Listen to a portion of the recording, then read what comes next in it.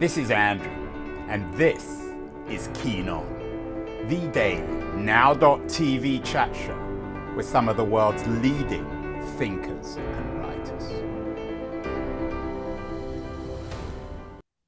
Hello, everybody. It is Wednesday, August the 9th, 2023. A little over a week ago, Bethanne Patrick was on the show. She's become a regular on the show. She is my ears and eyes on the literature of the world, one of America's most perceptive and persistent literary critics. She was on the show recommending hot reads for the heat wave a week ago. There was a horrible heat wave on the East Coast and indeed throughout much of America. This week, there's been some very strange weather around where Bethanne lives in Westminster, Maryland. There was a baby tornado. I think that's what we call it. Is that what we call it? I think so. Sort of a derecho, which is a derecho, which I'd never heard of. So I'm calling it a baby tornado. But official weather language describes it as a derecho, which is, of course, the right literary word for a baby tornado. And Bethanne this week has 7 tornadoes, literary tornadoes on her radar, the 7 books for her, the 7 novels of the summer. With our nonfiction, Ben, I have to begin with a nod to a nonfiction book I did last couple of weeks ago with Lena Andrews, another Washington-based writer. She has a new book out, Valiant Women, the Extraordinary American Servicemen Who Helped Win World War II. Lena Andrews is a CIA analyst, a very non-fictional kind of writer.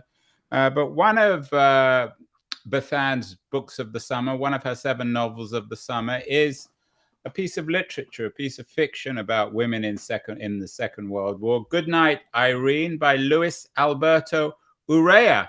Tell us about this book. Why is this one of your books, one of your mini tornadoes of the summer, Bethanne?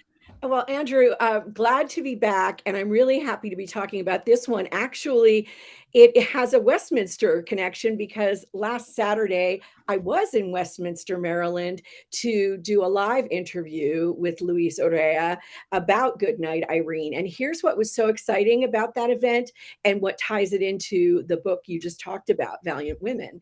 We had 8 Red Cross Club Mobile Corps members there in the audience. And these are women who, in our case, because the women of World War II are mostly and sadly gone, these women served in Korea and Vietnam with the Red Cross Club Mobile Corps. They were also known as the donut dollies in sort of slang, because in the New York Times Review leads with the donut dollies of World War II. I was not a very typically New York Times kind of headline.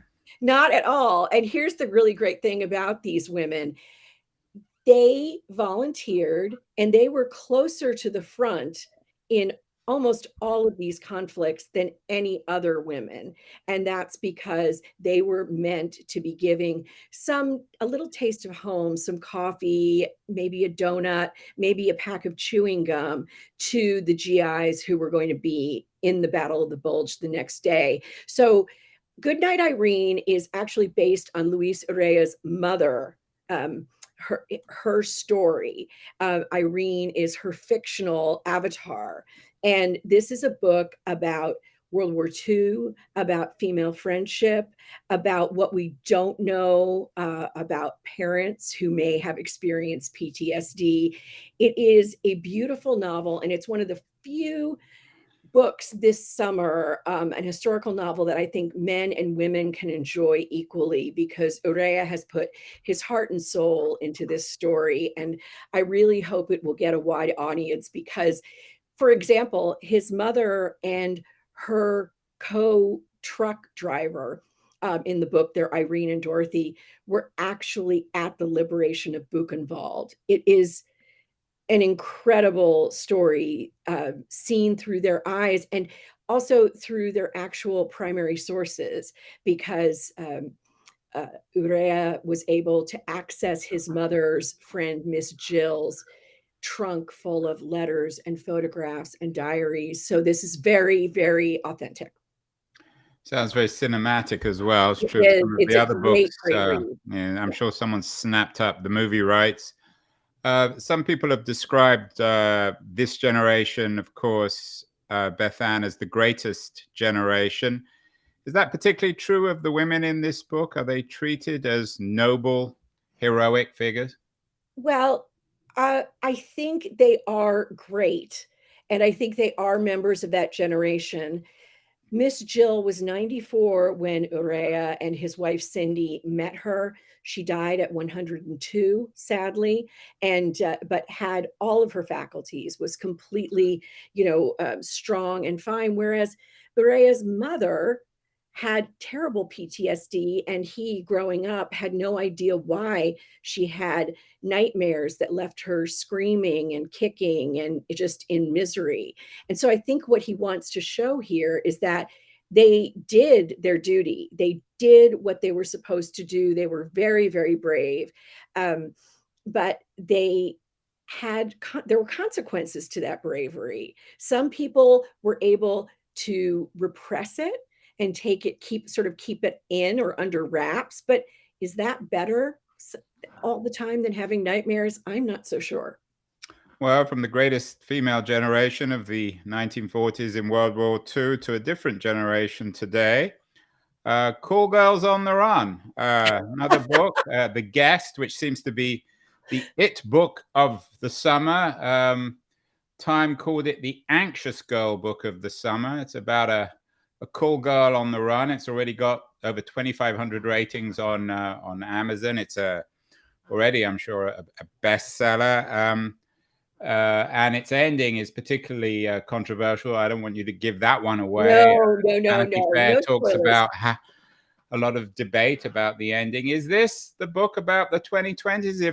If Goodnight Irene is about the heroism of women in the 1940s, is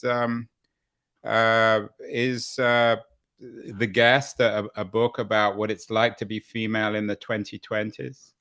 Well, I hope not, since I have daughters in their 20s, in the 2020s, and I am a woman of a different age in the 2020s. Two things that I want to say is, one, I read a study last year, I think, about who is happiest in the United States. And the upshot was that it's basically people who are middle to upper middle class. And that is because they can reach a level of contentment with what they have. They don't have resources to get anything they want, so they learn how to appreciate what they have.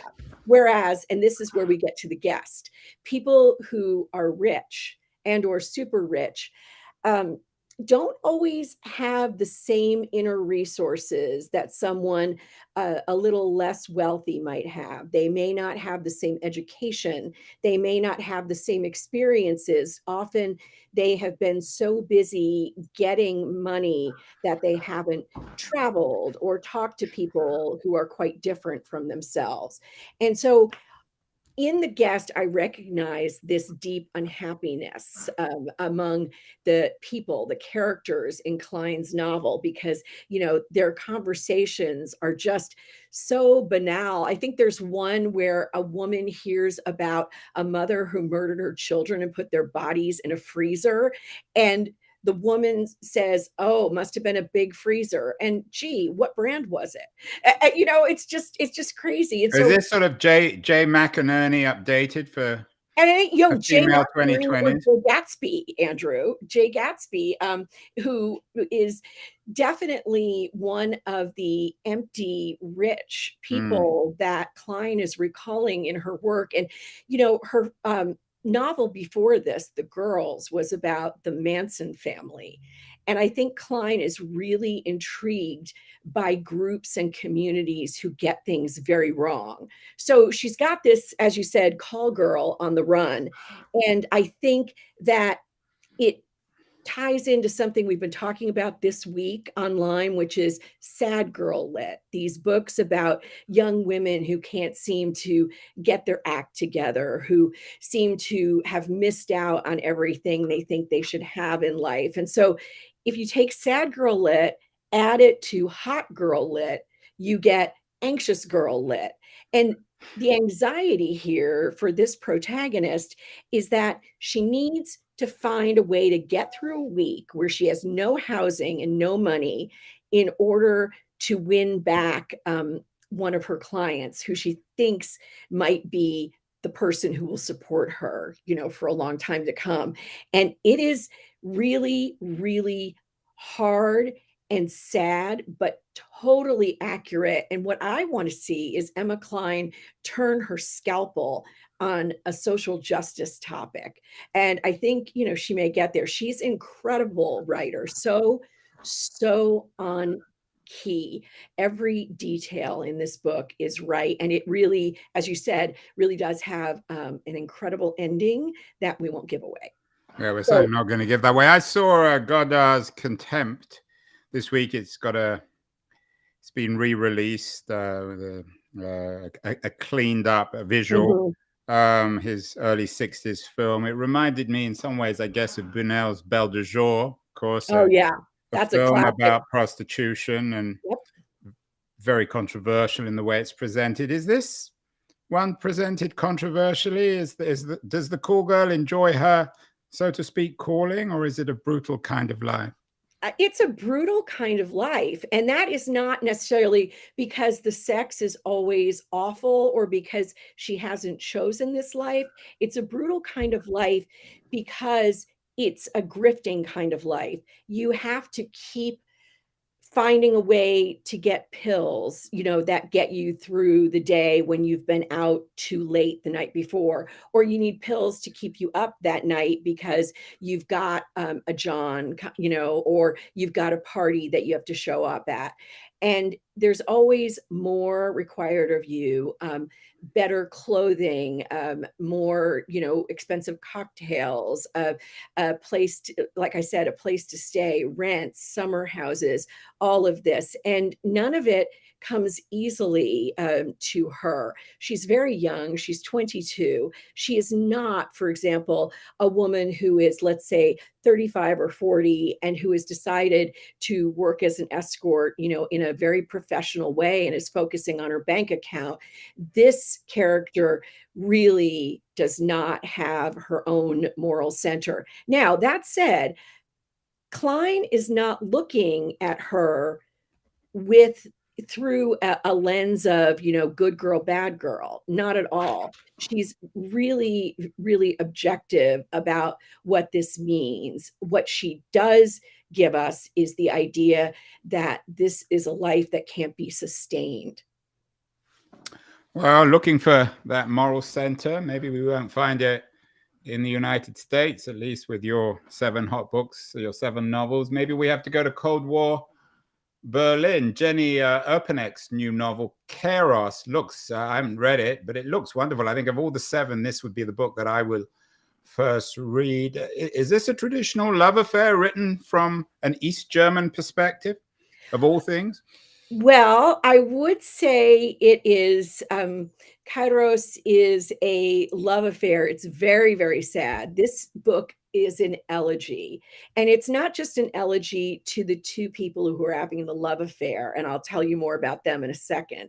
It is an elegy for the end of East Germany, not because anyone, especially Erpenbeck, who was born in the DDR, it's not an elegy because anyone thinks that it was a great system or that it produced incredible, genius. It's an elegy because Erpenbeck knows, having grown up there, that the people who lived under that regime were people like everyone else. She has her character who is 19 at the beginning of the novel in 1986. It's the last few years of Soviet rule. And her character says, we didn't know that we were something unique or something strange or something that the world looked at askance. We just thought we were people going about our lives, going to school, making dinner, all that kind of thing. And so this is a book about this 19-year-old woman who meets a 50-year-old writer, a very distinguished writer. They're on a bus, they're in East Berlin, and they begin an affair. And the affair is some people have really focused on the sex because Urban Beck doesn't usually write, sex scenes, erotic scenes. These scenes are for her pretty finely drawn, but they're also meaningful. I think the first time, if I'm remembering correctly, the first time these two hook up, it's, believe it or not, to Mozart's Requiem. I mean, that's not your usual love affair. Well, that's very, very German, I think. It is very German. That's it. So this is East meets West in a way that some people out there will never have known. It's also old meets young, which is very time honored. So I think it's a beautiful book about what it meant for Germany to reunify. And here's the really one of the things that just sent chills up my spine reading it. So the young woman is in the pioneer, not what is it, the pioneer youth, or the whatever the group is for the young East Germans. Meanwhile, her 50-year-old lover in 1986 was actually part of the Hitler Youth. So Urban Beck is definitely taking this fulcrum, this late East German time, this time period when everything changed, and using it as a way to show that there is no fairness. All's fair in love and war, and that means Cold War, and that means this love affair that will eventually and sadly end. And is there a lives of other element here, a Stasi perspective? I'm thinking of the Stasi.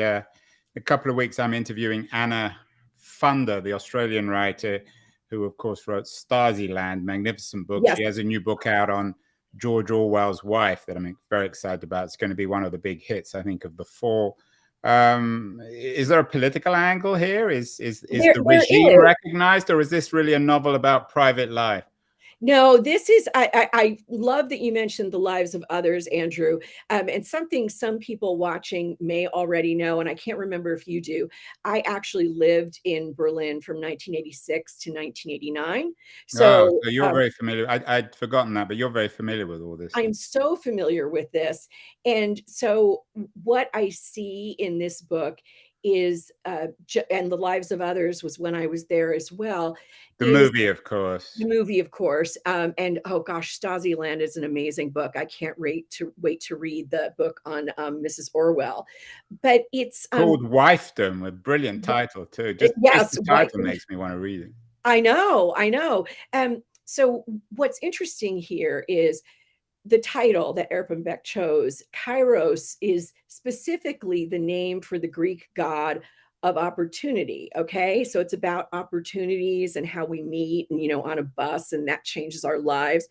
But Kairos, when you're in the literary world, also refers very specifically to a concept of time out of time. When you're in Kairos time, it's like when you're in deep contemplation of something, you're studying, you're looking at something really closely. And that is what Urban Beck is doing in this book. She's saying, I am narrowing in on this. I am going to show you the political and the personal. This is not just a love affair. And that's because I believe that's what she's saying is, because it can't be just personal for these two people living as they did through this particular time under this particular political system.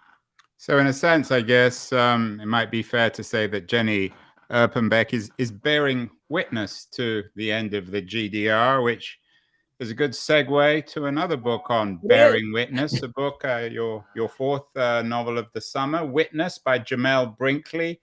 A book indeed about bearing witness, a series of stories. What is the bearing witness element to this collection of stories by Brinkley? I am so glad you asked that, because here's what that title is. These one word titles that I've chosen, they're really interesting. So, witness, that is a command. It can be a lament. It can be sort of a state that you're in, and it can also mean a person, right? An actual witness. So, Brinkley, this is his second short story collection. And one of the things that I have to say is short story collections are not exactly catnip for editors and publishers. So if someone has published two of them in a row without a novel or some other kind of book, you know that person is writing at the highest level.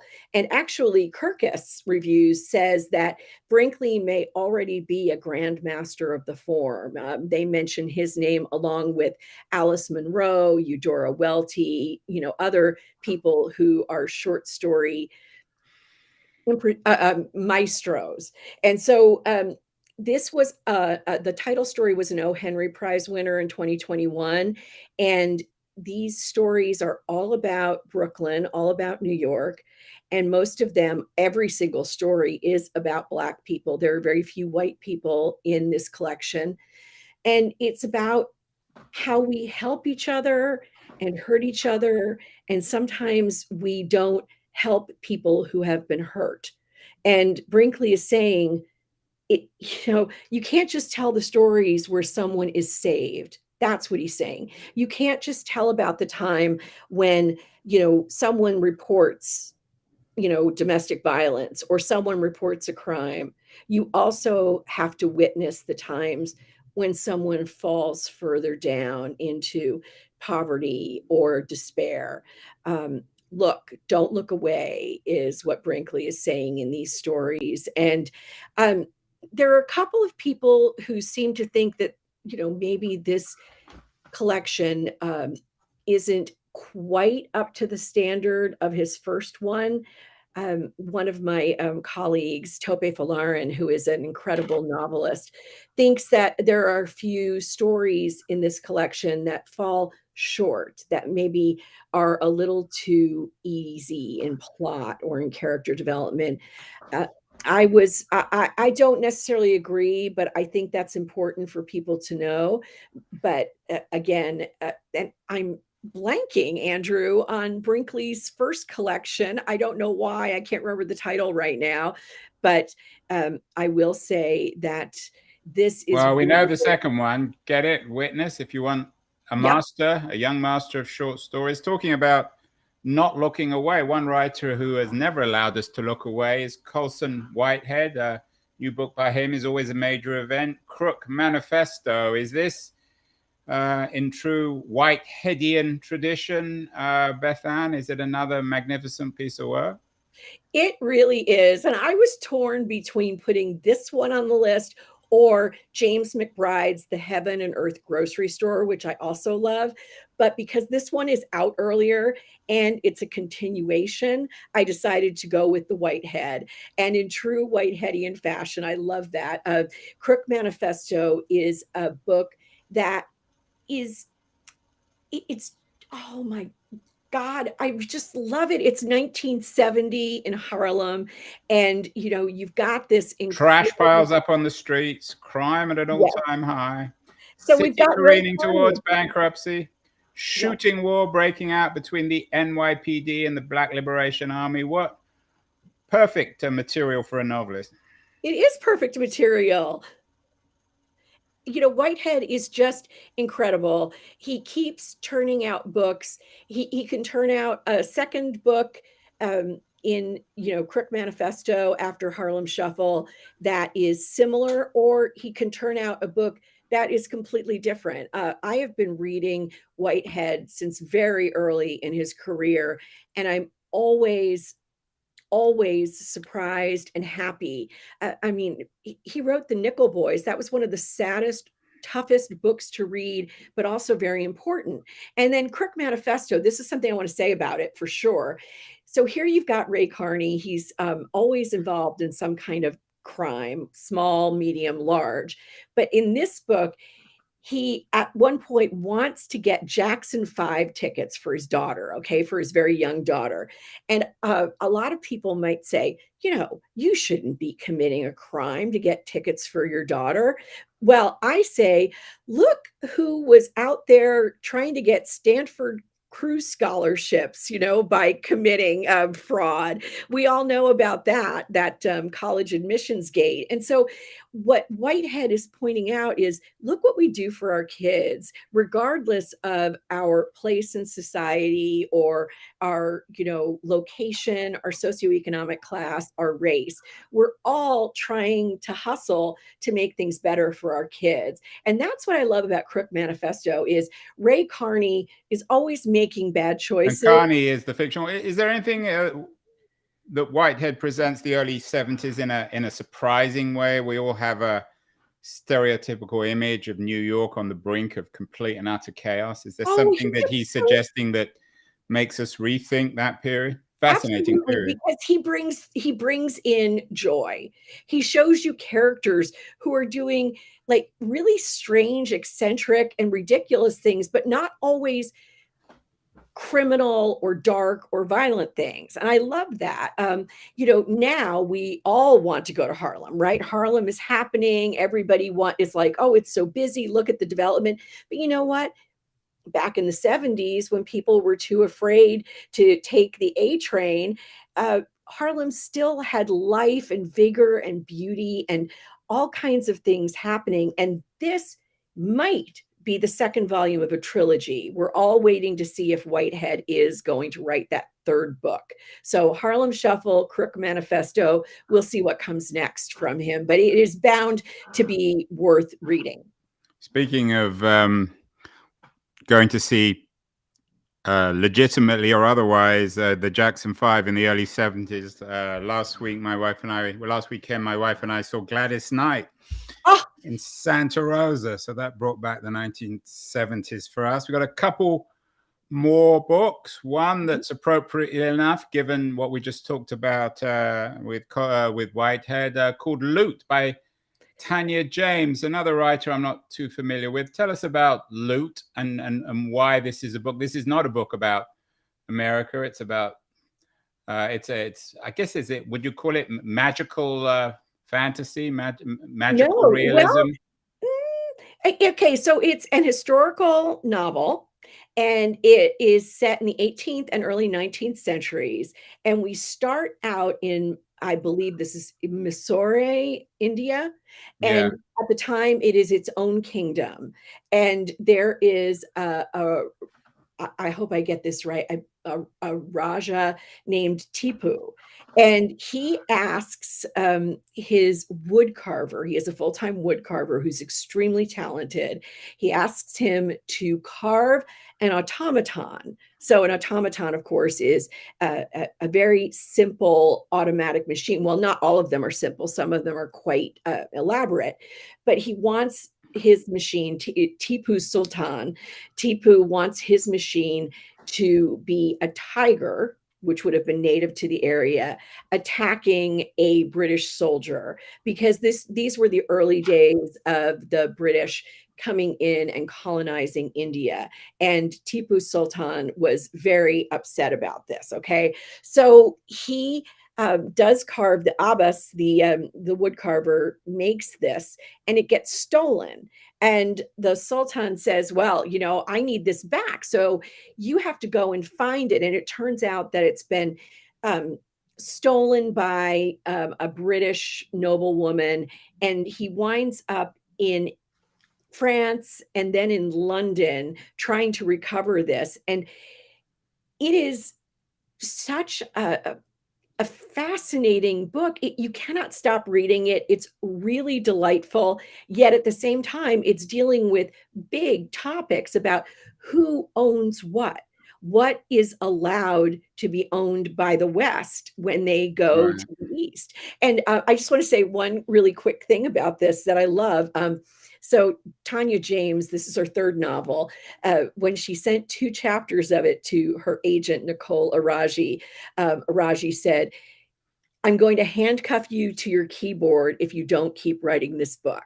So it is one of those. It is one of those novels you just cannot stop reading. So it is a real treat for historical It fiction. sounds like the kind of thing that might happen in The Guest, handcuffing you Yeah, to your absolutely. keyboard. And, in a way, that's true. It's true, and just in a different century.